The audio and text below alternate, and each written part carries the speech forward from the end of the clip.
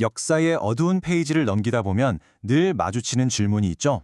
누가 책임져야 하는가? 한 세대 전에 일어난 일에 대해 그 후손들도 죄책감을 느껴야 할까요? 정말 복잡하고 민감한 문제인데요.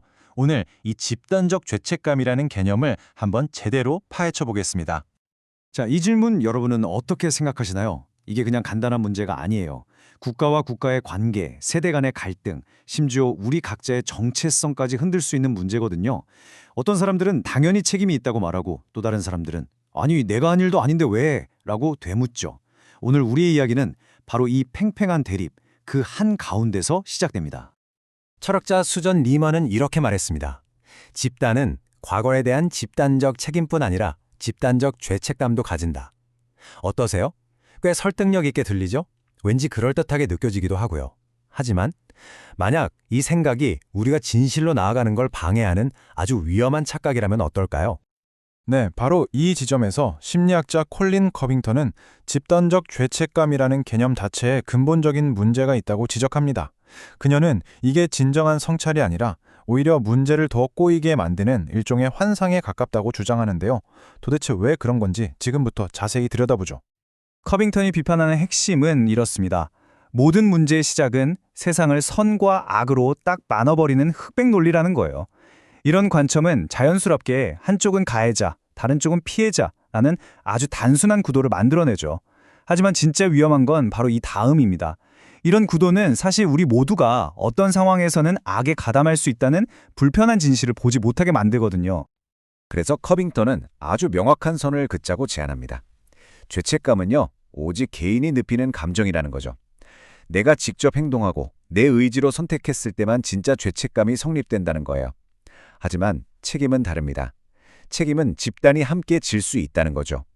바로 이 지점이 오늘 분석의 가장 중요한 전환점입니다. 죄책감과 책임을 분리해서 생각해야 한다는 것. 자, 그럼 여기서 한 걸음 더 들어가 볼게요. 만약 집단적 죄책감이 환상이라면 우리는 과거의 잘못에 대해 도대체 어떤 감정을 느껴야 할까요?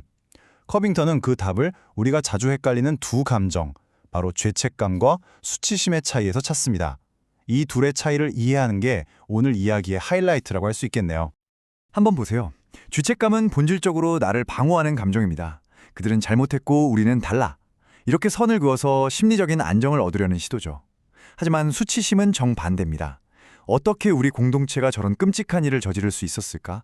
라고 질문하면서 가해자와 피해자를 하나의 역사적 사건 안에 꽁꽁 묶어버립니다. 분리가 아니라 연결의 감정인 셈이죠. 이 개념을 아주 극명하게 보여주는 역사적 사례가 있습니다. 2차 세계대전에서 패배한 직후 수많은 독일인들이 집단적으로 목숨을 끊었는데요. 커빙턴은 이게 죄책감 때문이 아니었다고 분석합니다. 그보다는 자신들이 그토록 믿고 따랐던 국가가 저지른 일에 대한 참을 수 없는 수치심, 그리고 연합군의 보복에 대한 두려움이 뒤섞인 결과였다는 거죠. 죄책감을 느낄 새도 없이 자신의 존재 자체가 부끄러워진 상태였던 겁니다. 자, 그렇다면 이제 우리가 가져야 할 태도가 좀 더 명확해지는 것 같습니다. 우리가 과거에 대해 집단적으로 느껴야 할 감정은 죄책감이 아니라 바로 책임이라는 거죠.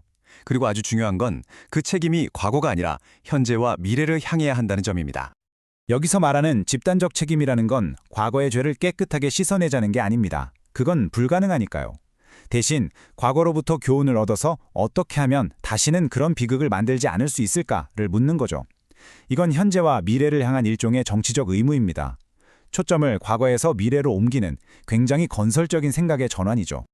이렇게 집단적 죄책감이라는 말 대신 현재를 위한 책임과 수치심의 공유를 이야기할 때 비로소 우리는 진정한 화해의 길로 들어설 수 있게 됩니다. 더 이상 서로에게 너희가 잘못했다고 손가락질하면서 죄책감을 강요하는 게 아니라 함께 더 나은 미래를 만들어갈 수 있게 되는 거죠. 그럼 구체적으로 어떻게 해야 할까요? 커빙턴은 세 가지 조건을 이야기합니다. 첫째, 피해자와 가해자가 함께 참여해서 모두가 공유하는 진실을 만들어야 합니다. 남아공의 진실 화해 위원회 같은 것들이 좋은 예죠. 둘째, 그렇게 밝혀진 과거를 공식적으로 인정하고 우리 모두의 기억으로 받아들여야 합니다. 그리고 마지막으로 이걸 바탕으로 진정한 사과와 용서, 그리고 과거를 잊으면서도 동시에 기억하는 그런 성숙한 태도로 나아가야 한다는 겁니다. 자, 이제 오늘 분석의 마지막 부분입니다. 이 모든 논의를 거쳐서 결국 우리가 우리 자신에게 던져야 할 질문은 과연 무엇일까요? 핵심은 이겁니다. 집단적 죄책감이라는 개념, 이게 사실 굉장히 편리한 말이거든요. 그래서 특정 집단에게 도덕적인 우월감을 주거나 상대를 공격하는 정치적 도구로 쓰이기가 너무 쉽습니다. 하지만 이건 진정한 화해를 가로막고 또 다른 갈등의 씨앗을 뿌리는 일일 뿐이죠. 우리는 이 함정에 빠지지 않도록 경계해야 합니다. 그래서 마지막으로 여러분께 이 질문을 던지고 싶습니다. 과거를 단순히 비난의 대상으로만 삼는 것을 넘어서 그 끔찍했던 비극이 다시는 일어나지 않도록 하기 위해 바로 지금 여기에서 우리가 할 수 있는 책임 있는 행동은 과연 무엇일까요? 이 질문에 대한 답을 함께 고민하는 것, 그것이야말로 과거를 진정으로 마주하는 태도가 아닐까 싶습니다.